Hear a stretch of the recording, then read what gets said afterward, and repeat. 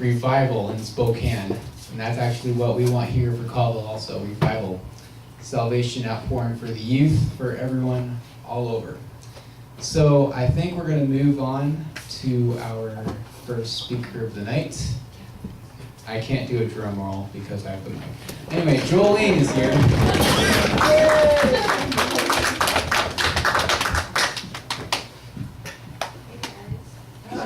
Hey, Jolene. All the way down. I just want to tilt. Oh. Am I on the wrong spot? Okay, got it. We're good. Okay. So, I first heard this talk. I'm basing it off a TED Talk. It's called The Untold Story of David and Goliath. I first heard it when I was at my last internship, which was at the Eugene Mission. And thank you. Really felt moved by it and really wanted to share it with you guys. And as I was looking into this and getting ready for my sermon, I actually started kind of nerding out because there was a lot of psychology aspects in it, and being a psych major, it kind of fascinated me. So definitely was on my heart to do this one. So what I want to ask you guys first of all is if any of you have ever faced a giant that seems so impossible to overcome that you just have given up almost, but then God supported you through it. And you guys are welcome to come up here and share. I know that for me, my constant migraines and my shoulder injury have been a constant giant in my life. And it's been about 4 years now that those have been going on. And just constantly God gives me that strength to get through the day and to get through life, even with those problems going on. So if any of you want to come up and share, you're more than welcome to. If not, I'll just move on. But I would love if you guys shared. So. Alright, so for the longest time in my life, I had this lie spoken in my life that, oh, you're not smart enough. You'll never go to college. It definitely, like, someone spoke that into my life, and then Satan kept on reminding me, you're not smart enough. You'll never go to college. I'm like, yeah, I'll never go to college. I'm not smart enough. So that was a big, big giant in my life. And I went through this program called Restoring the Foundations like a month ago. And after the whole thing we went through, I just felt so, I did felt restored in a certain way. I didn't hear those lies going through my mind. And I just felt, you know what? Let's do this. I'm going to apply for college and see what happens. So I call, well actually I get a call. I don't know how. Creepy. Oh well, it worked out. Anyway, I've always had this hobby in my life that I love working with electronics. Like everything, like it seems so interesting to me. I want to take it apart, I want to put it back together. I don't really do that anymore, but I'm gonna get back into it eventually. So, to make a long story short, I'm going to be driving down to Spokane with my parents, gonna get an interview at ITD Tech in Spokane Valley, and we'll see what the Lord does with that.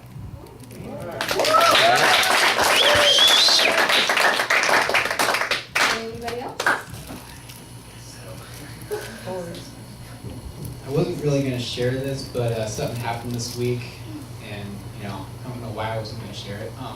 Anyway, throughout most of my life, I have had to struggle with a giant called self-condemnation.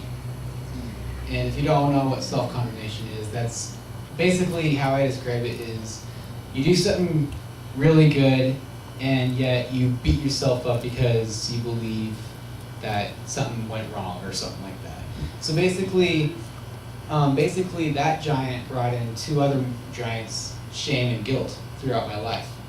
And I struggled with that a lot. I mean, including here at Youth Church. I would find myself preaching, to all you guys up here, about something really good, Jesus loves you and all that, and then all of a sudden, thoughts would be going in like, you're doing something wrong. And I would just be overcome with shame and guilt. And, I knew it was overtaking me, right there. So I went to talk to my parents about it. They prayed with me, and on Friday night, as they were praying with me, one of the most amazing spiritual experiences happened in my life. I actually felt joy for the first time in like my whole entire life, in peace. I mean, I have not had one moment in my life where there was not a single thought going through my head. Not even, what am I going to eat for breakfast? And I was like, whoa, I like this. My mind is quiet. You know, and I almost just felt like maybe how Adam discovered speech in the garden, I guess. I don't know, that's a weird interpretation of it. But, you know, I just felt this joy, and I was like, what is that? You know, and as my mom was praying over me, I started going into huge laughter and stuff like that. Well, I mean, the way I laugh is like, you know, like that. It looks like I'm crying, but I'm not. I'm laughing. But, you know, the spiritual experience was so phenomenal that, you know, now I don't have those thoughts of self-condemnation. You know, right now, if I was struggling with that, I would probably, you know, not be smiling right now. And I would not, you know, I actually would not have even come up to share it and stuff like that, because I would have been, you know, held back by fear and shame and guilt and all that. And I just wanted to share that with you tonight, and I hope that goes right along with everything. So anyway.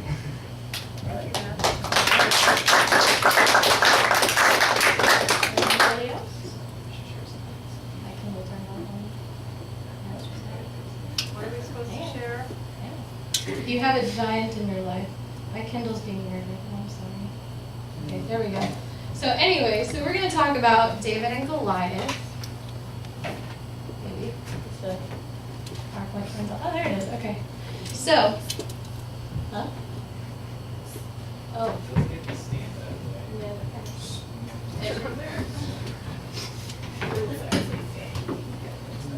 Okay. All right. Is that better? Is mine still on? All right, so most of us, if not all of us, have heard the story of David and Goliath. David, a simple shepherd, defeats a 9-foot-tall giant with a sling and a rock. When we hear this story, we think of David as the ultimate underdog. In his book and TED Talk, Malcolm Gladwell states that he was obsessed with this story, not because he thought he understood it, but because he realized he didn't understand it fully. Here we have a battle scene in the valley of Mountain Range. On one side we have the Israelites, and on the other the Philistines. As they sit on the mountaintop, the battle is in deadlock because you would have to run down a mountain, through a valley, and up the other mountain in order to attack. And that wasn't exactly the brightest idea. So Goliath, the Philistine warrior, walks to the valley floor and calls out to the Israelite warriors to come and battle him, the winner gaining the right to rule over the other army. Now, a little background on Goliath. He stands 9 feet tall, and his armor alone weighs 135 pounds. For 40 days, Goliath calls out from the valley floor morning and night, but no one challenges him. And the Israelites would literally stand there in a line, ready for battle, and when Goliath would challenge them, they would turn and flee back up the mountain. One day, Jesse sends his youngest son, David, to give food to his 3 brothers who were fighting with the Israelites. When David arrives, he hears the giant's challenge and volunteers to go and fight. Saul, the leader of the Israelite army, tells David he can't because Goliath is a trained warrior and David is just a boy. But David's response in 1 Samuel 17:34 through 37 says, "But David said to Saul, 'Your servant has been keeping his father's sheep. When a lion or a bear came and carried off his sheep from the flock, I went after it, struck it, and rescued the sheep from its mouth. When it turned on me, I seized it by its hair, struck it, and killed it. Your servant has killed both the lion and the bear. This Philistine will be like one of them, because he has defied the armies of the living God. The Lord who delivered me from the paw of the lion and the paw of the bear will deliver me from the hand of this Philistine.'" Saul then tried to give David armor to wear. David states that not only is he not used to it, but he hasn't earned it and therefore cannot wear it. Instead, David plucks 5 smooth stones from a nearby stream. As David sets off to the valley floor where he meets Goliath, who has been led to the valley floor by his shield bearer. As they reach the valley floor, we have David the shepherd who can sling rocks, and we have Goliath, a giant who is viewed as the ultimate warrior. Here Goliath insults David by saying, "Am I a dog that you would come to me with sticks?" Remember, David is only carrying a sling. David then places a stone in the sling and throws the stone with such accuracy that it hits Goliath between the eyes, the most vulnerable spot, and he falls over dead. So the ultimate underdog wins the battle for the Israelites. But was David really an underdog? Here we have David, who is an experienced in slinging stones to protect the sheep. Malcolm Gladwell states that when David rolls his sling around like this, he's turning the sling around probably 6 or 7 revolutions per second. That means when the rock is released, it's going 35 meters per second, which is faster than most professional baseball players throw. Gladwell did the calculations, and a rock fired from David's sling had a stopping power of a .45 caliber handgun.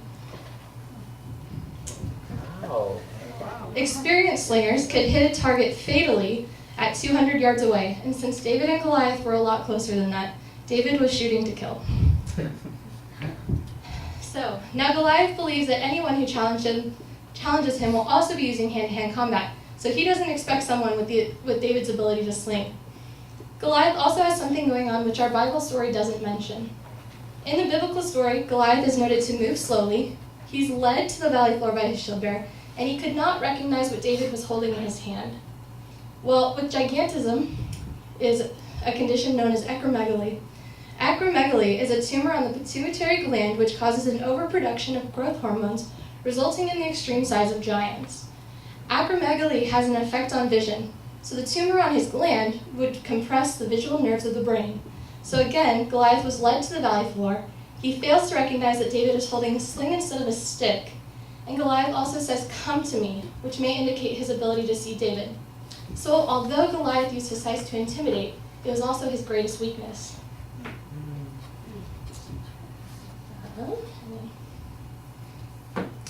At the end of the battle, whoops, that's not what I What the wrong verse?